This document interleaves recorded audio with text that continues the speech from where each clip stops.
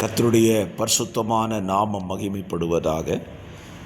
ஆசீர்வாதமான ஒரு நல்ல காலவேளையிலேயும் பாளையங்கோட்டை இந்திய தேவ சபையிலிருந்து காலை மன்னாவை உங்களுக்கு வழங்குவதில் மிகுந்த சந்தோஷம். கிருபையாய் கர்த்தர் நமக்கு கூட்டி தந்த நல்ல நாளுக்காக கர்த்தரை துதிப்போம். இந்த நாள் ஆகஸ்ட் மாதம் 21 வியாழக்கிழமை. இந்த நாளை கர்த்தர் நமக்கு நன்மையாய் ஆசீர்வாதமாய் மாற்றி தருவாராக. இந்த நாளுக்கான தியான பகுதி நியாயாதிபதிகள் 11ஆம் அதிகாரம். இந்த அதிகாரம் 40 வசனங்களை உள்ளடக்கின ஒரு அதிகாரம். எப்தா என்கிற ஒரு நியாயாதிபதியை குறித்து இந்த அதிகாரம் நமக்கு விரிவாய் சொல்லுகிறது. இந்த நாளின் காலை தியானத்திற்காக எப்தாவின் வாழ்வில் நடைபெற்ற ஒரு காரியத்தை நாம் சிந்திக்கலாம். இந்த அதிகாரத்தில் 30ஆம் வசனம் 31ஆம் வசனத்தை கவனித்தால்,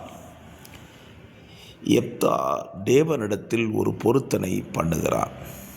பொருத்தனை என்று சொன்னாலே நாம் மிகுந்த கவனமாய் இருக்க வேண்டும். காரணம், பொருத்தனை செய்வது நல்லது, அதை பார்க்கிலும் செய்த பொருத்தனையை நிறைவேற்றுவது அதைவிட நல்லது. பல நேரங்களில் பொருத்தனை செய்கிறோம், நிறைவேற்றாமல் போய்விடுகிறோம். தேவன் நமக்கு ஒன்றை சொன்னால் அதை செய்யாமல் போனால் நமக்கு எவ்வளவு வருத்தம் வருகிறது. அதுபோலதான் நாம் தேவனிடத்தில் ஒன்றை சொன்னால் நாம் அதை செய்யாமல் போகும்போது தேவனுக்கும் வருத்தம் வரும். இங்கே பொருத்தனை செய்யும் பொழுது நாம் மிகுந்த கவனத்துடன் பொருத்தனையை ஏறெடுக்க வேண்டும். வேத புத்தகத்தில் பொருத்தனை செய்தவர்கள் எல்லாருமே கவனக்குறைவாய் செய்தவர்களும் உண்டு, அதை நிறைவேற்றாமல் போனவர்களும் உண்டு, பொருத்தனை செய்து நிறைவேற்றினவர்களும் உண்டு. இந்த இடத்துல எப்தா ஒரு பொருத்தனை பண்ணுகிறான். அவன் ஒரு யுத்தத்துக்கு போகிறான். அந்த யுத்தத்தில் தேவன் தனக்கு ஜெயம் கொடுத்தால், யுத்தம் முடிந்து வீட்டுக்கு வரும் பொழுது தன் வீட்டு வாசற்படியில் முதலாவது எது எதிர்படுகிறதோ அதை தேவனுக்கு சர்வாங்க தகன பலியாக கொடுப்பேன் என்று சொன்னான். அப்படியானால் அவனுடைய எண்ணம் என்ன? தன் வீட்டு வாசலில் இருந்து ஆடுகளும் மாடுகளும் தான் வரும், மிருக ஜீவன்கள் தான் வரும் என்று நினைத்திருப்பான். அதனால்தான் மிக தைரியமாய் அந்த வார்த்தையை பயன்படுத்தி விட்டான். பொதுவாகவே நான் ஒரு வார்த்தையை சொல்லுவேன்.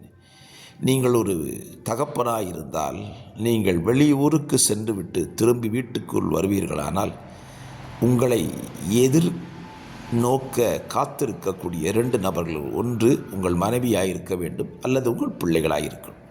சிலர் வீடுகளிலே அவருடைய பெற்றோர்கள் காத்திருப்பார்கள். எப்தாவின் வாழ்க்கையிலே அவன் சொல்ல காரணம், ஒருவேளை அவனுடைய வீட்டிலிருந்து ஆடுகளும் மாடுகளும் தான் வெளியே வரும் என்று நினைத்திருப்பான். ஆனால் அவன் செய்த பொருத்தனையில் அவன் சற்றேனும் மாறவில்லை. தேவனுக்கு பண்ணின பொருத்தனையை செய்துவிட்டான். இந்த காலவெளியில் நம்முடைய சிந்தை என்ன? நாம் பொருத்தனை செய்வதற்கு முன் சற்று யோசிப்போம். இதை நான் செய்வது சரிதானா என்று யோசிக்கும். பொருத்தனை செஞ்சுட்டு நம்ம யோசிக்கிறோம் பாருங்க, அங்கே தான் மிகப்பெரிய தவறு நடக்கிறது. தேவன் மூடரில் பிரியப்படுகிற தேவன் அல்ல. பொருத்தனை செய்திருந்தால் அதை நிறைவேற்ற தாமதியாதிருங்கள். எப்தா தாம் செய்த பொருத்தனையின்படி தேவன் அவனுக்கு வெற்றியை கொடுத்து விட்டார். அவன் ஜெயமாய் வீட்டுக்கு திரும்பி வரும் பொழுது அவன் மகள்தான் அவனுக்கு எதிர்கொண்டு வந்தாள். தேவனிடத்தில் அவன் ரெக்வஸ்ட் பண்ணலை, தேவனிடத்தில் சொன்னபடியே அவளுக்கு மகளுக்கு செய்து விட்டான். என்னை கேட்கிற அருமையான கர்த்தருடைய பிள்ளைகளை, இந்த காலவெளியில் உங்களை யோசித்து பாருங்கள். எத்தனை பொருத்தனை செய்திருப்பீர்கள், அதையெல்லாம் நிறைவேற்றியிருக்கிறீர்களா?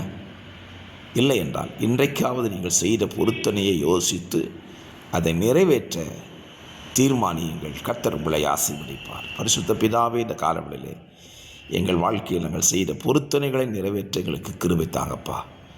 தேவ கரத்தில் இந்த காலவெளியில் எங்களை ஒப்புக் கொடுக்கிறோம். கர்த்தர் அப்படியே நடத்தும். இயேசுவின் நாமத்தில் ஜெபிக்கிறேன் நல்ல பிதாவே, ஆமென்.